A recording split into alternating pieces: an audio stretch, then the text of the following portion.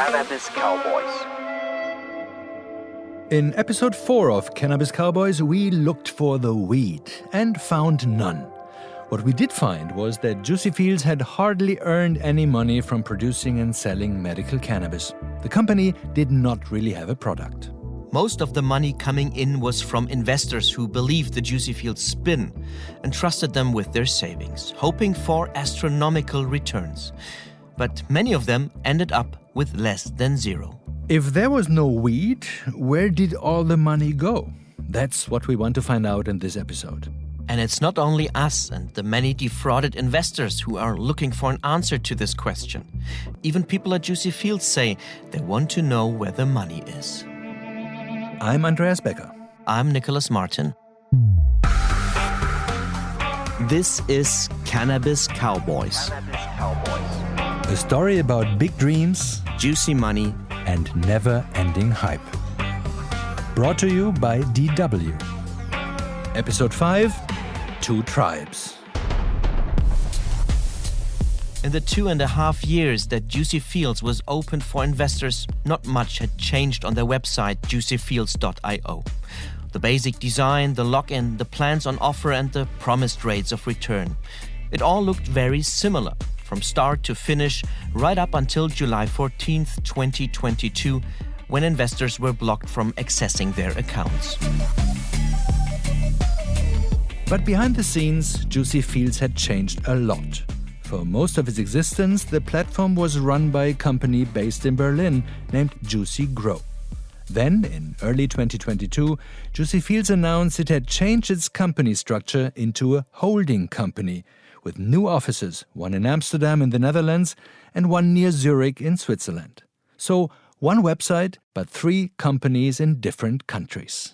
The technical details of the structure are a bit complicated, and we will get to them later. Because on the surface of things, for the investors, nothing had changed. But below the surface, Juicy Fields was not only split between different countries, it was also split between 2 tribes, 2 teams at war with each other.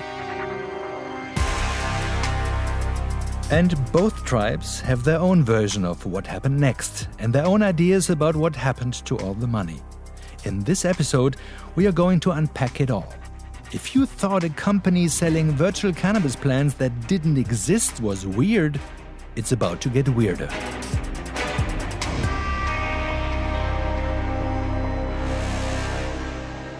The story really takes a surprising turn. It is possible that the cannabis was just a front for a much bigger operation, money laundering. That was a shock. A shock I don't wish to anyone in this world. Yep, you heard that voice before. It's Thomas Stieger, the Swiss banker we interviewed in Barcelona when things were still looking good. When we first met Stieger in the spring of 2022, he had only been with Juicy Fields for a few months. He had been hired for his expertise in investment banking, and his job was to get professional investors interested in the company. Back then, the 30-something banker was upbeat and jubilant. He said he was working on a new fund structure and that he was convinced it would change the Juicy Fields game. 5 months later, it was all over. Nothing had come of Stieger's plans, and he knew it. It never went to the stage we were hoping it would, and it never flew. Not only that, Stieger also lost his job. And he now says he may never work in banking again, because his affiliation with Juicy Fields damaged his reputation.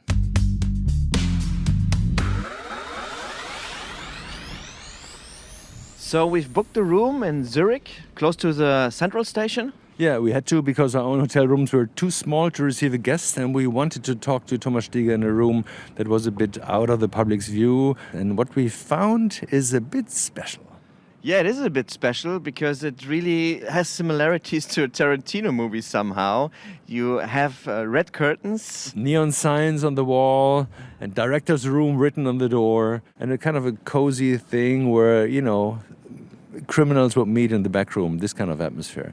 Let's see what this gives. And let's see what Thomas Stieger has to say. All right. Stieger agreed to meet us in Zurich about a month after that fateful day in July 2022 when Juicy Fields imploded. He was hesitant to talk on tape at first, but then changed his mind. I didn't really want to go out to the public or press, but I think with that podcast interview, I want to state my position a final time and then really step back and focus on a new job, on a new role, and leave the nightmare Juicy Fields behind of me. We met in the back room of a hotel near Zurich Central Station with the curtains drawn. You might be able to hear music on the recording. That's music from the lobby. When Stieger arrived, he wore sunglasses and a cap to shield his face. I got threatened to death, in particular on Telegram. I had like 10 days of a nightmare. I never left the house anymore. If there were no people outside passing by the window, I always told my girlfriend that only open the door if I said that word after knocking like 2 or 3 times. It was a time I never in my life thought that I am going to encounter that way. So you were afraid for your life? Yes, definitely. Thomas Stieger worked for Juicy Fields for less than 8 months, from December 2021 until July 2022. He says he had nothing to do with the money that came in via the Juicy Fields platform. This is where the e-growers sent their money to. But he was the company's main finance guy, participated in many cannabis events for Juicy Fields, and gave speeches and presentations. So when it all collapsed, investors got angry and they saw Stieger as one of the culprits, one of the scammers. Stieger refused to talk about the Juicy Fields top brass. Instead, he told us something that gives the Juicy Fields story an even more sinister twist. On July 13th, the day before all hell broke loose, Stieger traveled to Cyprus, a small island state in the Mediterranean that's part of the European Union. He went along, he said, to accompany a man called Robert Müller, who at the time was the director of Juicy Fields' Amsterdam offshoot, Juicy Holdings BV. Müller was over 70 and by far the oldest employee at the young company. Stieger was based at Juicy Fields' Swiss office. Birgit Elisabeth Neumann came along for the ride. She's a consultant who was hired by the Swiss office to deal with the financial watchdogs in several countries. But let's not get confused with all the names and titles. The important thing to remember is this. 3 people from the Dutch and Swiss offices of Juicy Fields went to Cyprus. Juicy Holdings, the company's Dutch offshoot, had an account with a bank in Cyprus called ISX. But Juicy Holdings' sole director, Robert Müller, couldn't access the money, and no one knew why. He tried to get access to that account, get information, and he didn't have any signatory rights. No signatory rights. That means that Robert Müller couldn't use the money in his own company's account. Which is strange, right? After all, he was the sole director of the company at the time. If he couldn't touch the money, who could?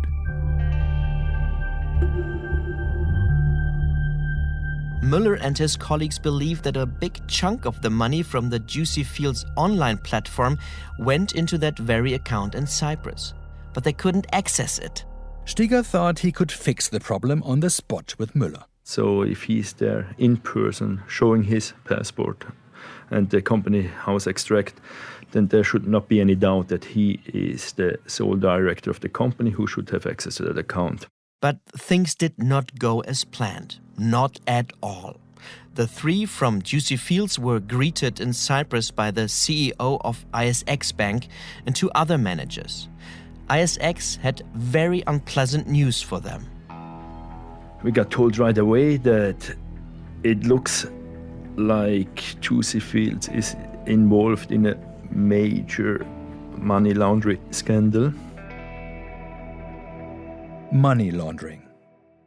As the term implies, money laundering is all about making dirty money clean. Dirty money is money that was earned illegally through criminal activity, for example, a robbery or a drug smuggling operation. So if you want to clean dirty money, you try to find a way to make it look like you earned it through a perfectly legal business. It's logical, right? And why bother? So you can spend it without the law or tax officials getting on your back. But why would Juicy Fields want or need to launder money?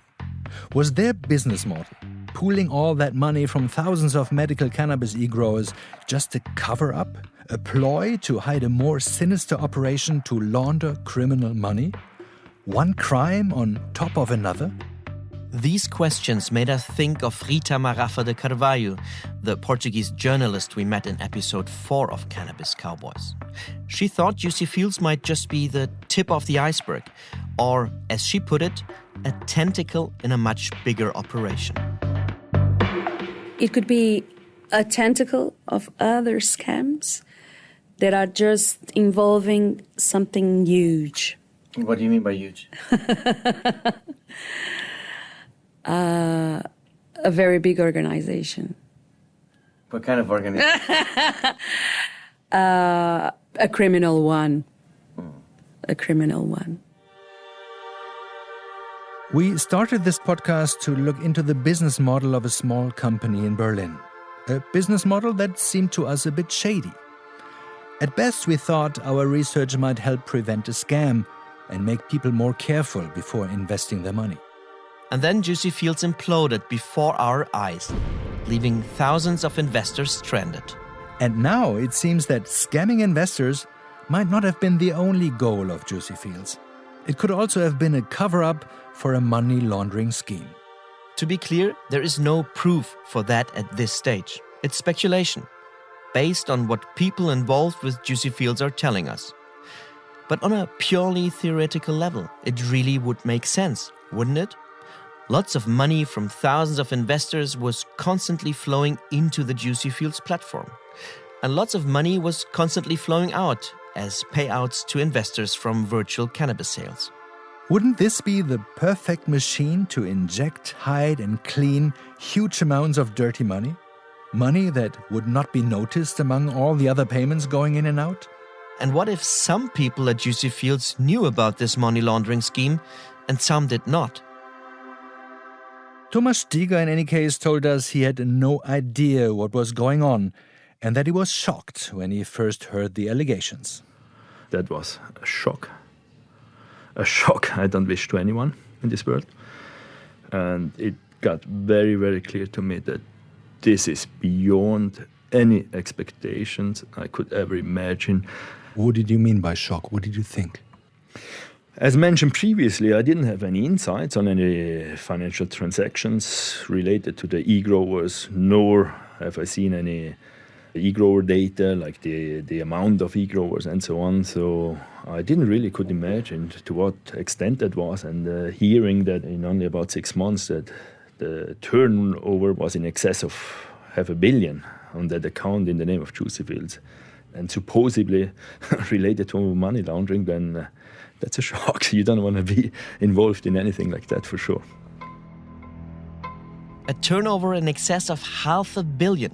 That's 500 million euros flowing in and out of the account in Cyprus in just a few months. That would be very impressive for any company. But a company without a product? Mind-blowing. And scary too. For money laundering on such a massive scale, you would risk going to prison for several years in Germany or Switzerland. Stieger says the bank wouldn't say why they thought the account was being used for money laundering. He says they presented documents that showed the account was opened in the name of Robert Müller, the boss of the Amsterdam office. But that does not mean that Robert Müller opened the account himself. In fact, Stieger told us that Müller said the signature on the documents was fake. The same goes for Müller's email address and telephone numbers on the documents. They were all fake. In any case, that's what Thomas Stieger told us. And it's also what he, Müller and Neumann put down in writing a day after the meeting. They called it a memory log and published it in Telegram groups and other channels. They wanted to state publicly that they had nothing to do with the alleged money laundering, whether it happened or not. The memory log is dated July 14th, 2022. That's the day that Juicy Fields imploded. Thomas Stieger sees a direct link between their visit to Cyprus, hearing about the money laundering, and Juicy Fields closing for business. Well, I think based on that, accounts got frozen, and probably everything fell together from that point on.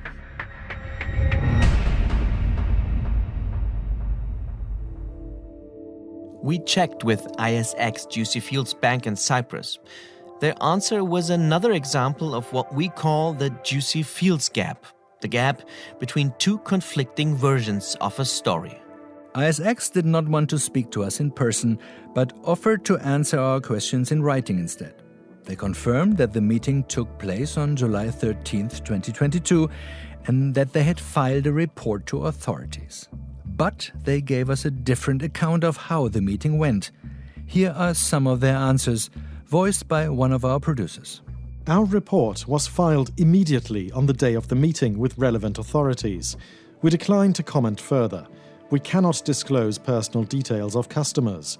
We can, however, confirm that all relevant account details and signatures have been confirmed against the physical passport which we cited.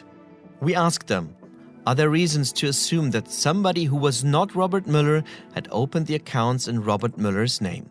Their answer? No. We asked them, do you have reasons to believe that the money in the Juicy Fields account was linked to money laundering? Their answer? No. We asked them, can you confirm that more than 500 million euros were moved through the Juicy Fields account at your bank from January to July 2022? Their answer? No. We do not provide details of transactions to third parties. Note that here the no does not mean that the amount of 500 million was wrong. It just means that they cannot or do not want to talk about it to a third party like us or any other journalists. Allegations of money laundering would be serious for any bank or financial services provider. So it's understandable that ISX did not tell us more. But we were still left wondering what exactly happened during that meeting in Cyprus. All we know for certain is that the day after the meeting, on July 14th, Juicy Fields folded. And then the gloves came off, and a war within Juicy Fields started. With two sides, two tribes or camps, call it what you will. It turns out that the owners and operator of the platform JuicyFields.io have operated accounts with the banks through forgery of documents. That was Birgit Elisabeth Neumann, the consultant who had traveled to Cyprus with Stieger and Müller. Neumann, like Müller, did not reply when we contacted her for comment. The audio is taken from a YouTube video that was released shortly after their trip to Cyprus. We have never had anything to do with the platform. Let's pause for a second to let that sink in. The website JuicyFields.io was the company's central platform. It was there that investors registered to buy virtual cannabis plants. It was there that they logged into their accounts to check on their virtual greenhouses. And it was there that they felt scammed when they couldn't log in anymore. For them, the website was the company. From the inside, it was completely different. This is where it gets complicated. We've got to unpack the company structure because it has a bearing on who might be responsible for what was going on at Juicy Fields. When JuicyFields.io first went online in early 2020, it listed the German company Juicy Grow as its operator. The company was based in Berlin. Let's call this initial structure, the Berlin-based company and the JuicyFields.io website, the old Juicy Fields. Then, in early 2022, the JuicyFields.io website changed its About Us details. The new operator was now the Juicy Fields company in Amsterdam, which in turn was owned by the Juicy Fields company in Switzerland. Let's call these two companies the new Juicy Fields. But now the new Juicy Fields was claiming it had nothing to do with the website. It even claimed it had nothing to do with the old Juicy Fields. What was going on? In her YouTube video, Neumann said the new Juicy Fields would file criminal charges against the bank in Cyprus, against another bank in Lithuania, and, most importantly, against individuals associated with the old Juicy Fields.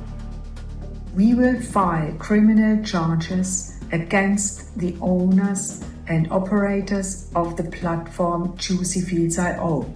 And Neumann was not afraid of naming names. Paul Bergholz, Robert Leibach, Alex Weimar, Vasily Kandinsky, Alan Glance, Erika Misela.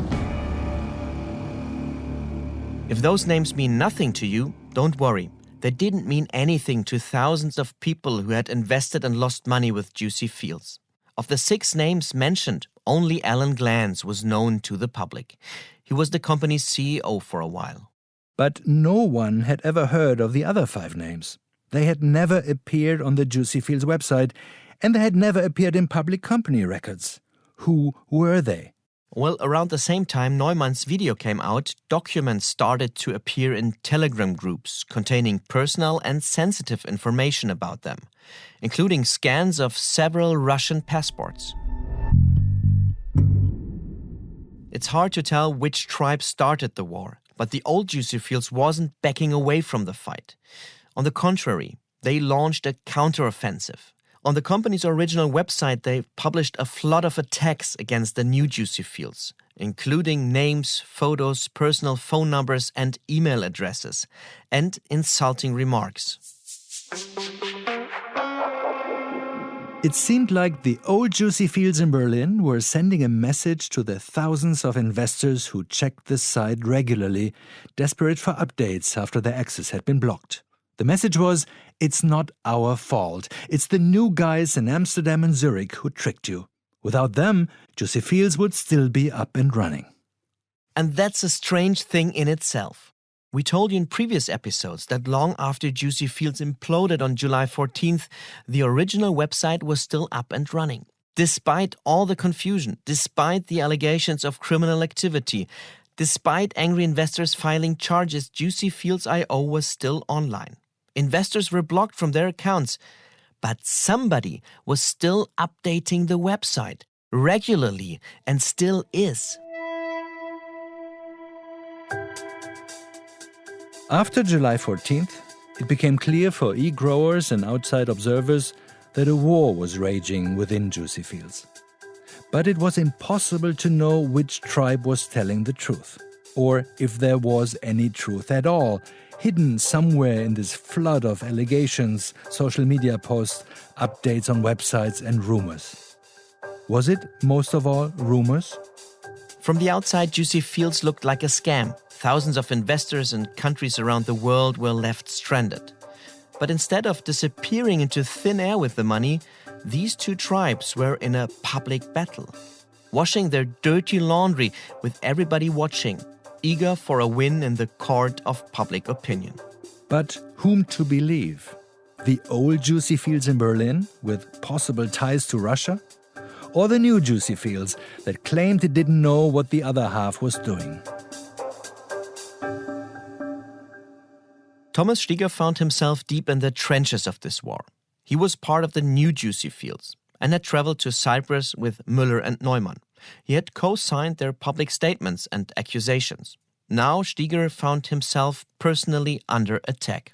Someone posted Stieger's photo on the old Juicy Fields website, along with some personal information about him, blaming him and others for the collapse of the company.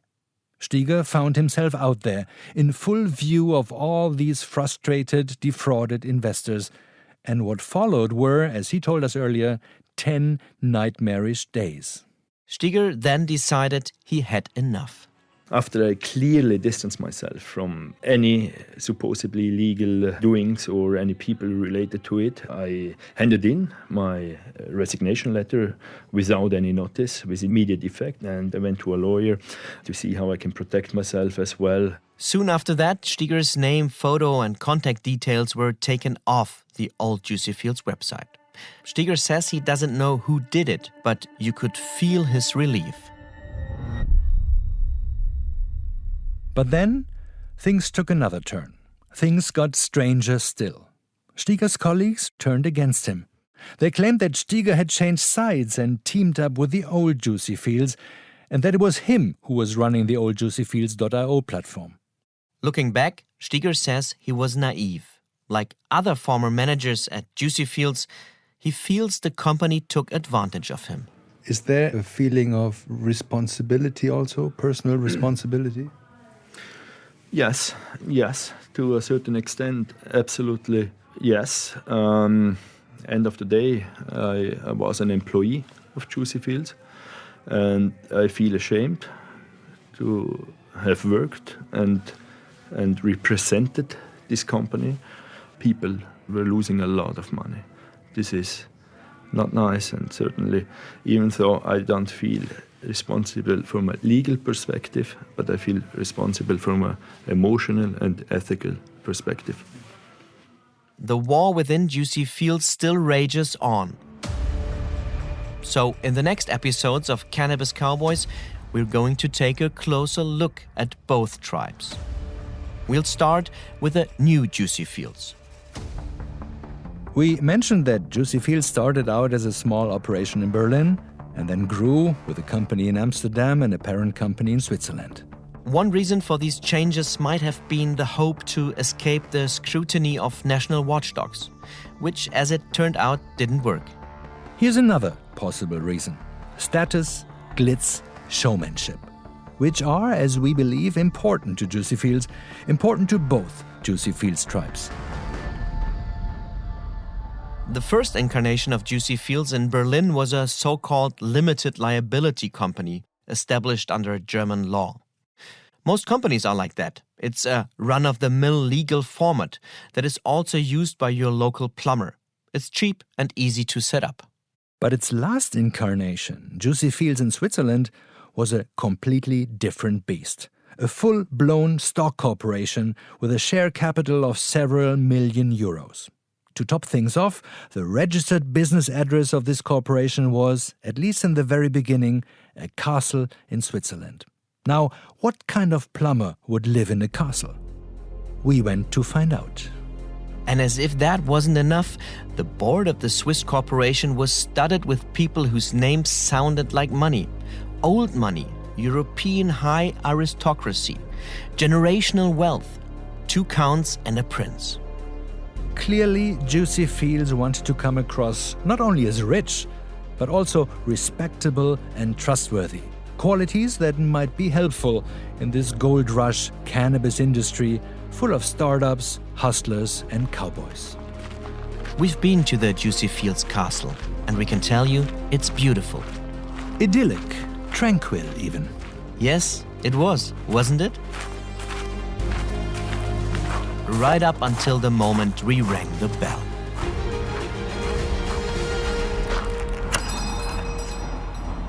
More on that in episode 6 of Cannabis Cowboys, Juicy Nobility.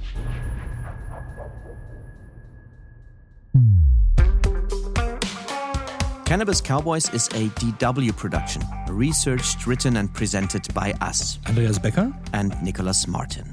Our editor was Zulfikar Abani. Audio editing and mixing by Simon Berghahn. Sound design, Warner Poland. The executive producer was Judith Hartl. Special thanks to Neil King and Sandra Petersmann. Additional thanks to Henrik Böhme, Thomas Neufeld and the whole DW business team. The cover was designed by Ilona Wendt and Nora Charlotte Tom.